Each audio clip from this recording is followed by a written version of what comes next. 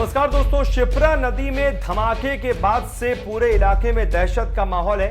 बाकायदा अब एक टीम का गठन कर दिया गया है। वैज्ञानिकों की ये पूरी टीम है जो जाकर वहां पर जांच करेगी कि आखिरकार अचानक से शिप्रा नदी में कैसे धमाका हुआ, कैसे आग लगी, कैसे 10 फीट ऊपर तक पानी उछला। दरअसल एक वीडियो बड़ा वायरल हो रहा था। पिछले कुछ दिनों से शिकायत मिल रही थी कि स्टैप डैम के पास शिप्रा नदी में जो है विस्फोट हो रहे हैं। विस्फोट के बाद आग लग रही है और बहुत तेजी से लगभग 10 फीट ऊपर तक पानी उछल जाता है। तो एक नदी में अगर ऐसा हो रहा है तो ये क्यों है, इसको लेकर बहुत दहशत का माहौल है आसपास के लोगों में।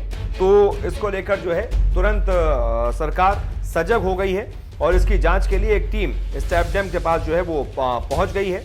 रिपोर्ट आने के बाद ही पता चल पाएगा कि इसका क्या कारण है। लेकिन फिलहाल ये जो रहस्य है, इससे पर्दा उठाने के लिए कई सारे भूगर्भ शास्त्री हैं, उनसे भी हमारी बात हुई। वो क्या कह रहे हैं वो आपके लिए जानना बड़ा जरूरी है। दरअसल भूगर्भ शास्त्री ये कह रहे हैं कि ब्यूरो ऑफ इंडियन स्टैंडर्ड के मुताबिक पूरे देश को 4 सिस्मिक जोन में बांटा जाता है। सिस्मिक जोन 5 में सबसे ज्यादा सिस्मिक गतिविधियां होती हैं। एमपी जो है वो सिस्मिक जोन 3 में आता है। उज्जैन में इससे पहले कोई ऐसी गतिविधियां हुई नहीं। शिप्रा नदी की घटना को लेकर एक पैनिक है और भूकंप की आशंका व्यक्त की जा रही है। वैज्ञानिक इस मामले की जांच करेंगे और आखिर किस भूगर्भीय हलचल की वजह से वहां पानी उछला, क्या इसका कारण भूकंप है, इसकी जांच करेंगे। अगर भूकंप है तो इसका केंद्र कहां है, तीव्रता कितनी थी, फिलहाल इसकी वैज्ञानिक जो है वो जांच करेंगे।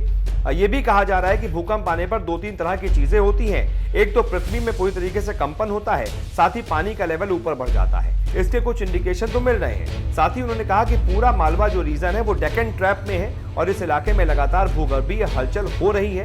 डेक्कन ट्रैप में दरअसल बेसाल्टिक रॉक्स हैं और इसमें सारी चीजें मौजूद होती हैं और बारिश के बाद इसमें जो कैविटी पैदा हो जाती है उसमें पानी का जो है वो फ्लो हो जाता है। अगर इसको आमतौर पर हम सिंपल सी भाषा में समझने की कोशिश करें तो हमें यही बताया गया कि एक पाइप आप किसी नाली में डाल दीजिए और अगर वो पाइप किसी वजह से ब्लॉक हो जाता है तो पीछे से पानी उसमें भरता रहता है। अचानक से पाइप का किसी भी जगह से मुंह खुलता है तो वो पूरा पानी बहुत तेजी से फ्लो के साथ फिर उस जगह से निकलता है जहां से पाइप का मुंह खुलता है। और नदियों में इस तरीके की घटनाएं जो है वो होती रहती हैं, ये उन्होंने कहा है डॉक्टर सुनील चतुर्वेदी ने। और उन्होंने ये भी कहा है कि ऐसी घटनाएं आमतौर पर बारिश के दौरान होती हैं और अगर यहाँ पर भी बारिश के दौरान अगर होता तो हम कहते कि कोई बात नहीं। लेकिन ये जांच का विषय है कि इस वजह से हुआ है या भूकंप की वजह से हुआ है, किस वजह से ये धमाका हुआ है। और फिलहाल इसमें कोई पैनिक करने की जरूरत नहीं है। उन्होंने कहा है ऐसा होता रहता है, लेकिन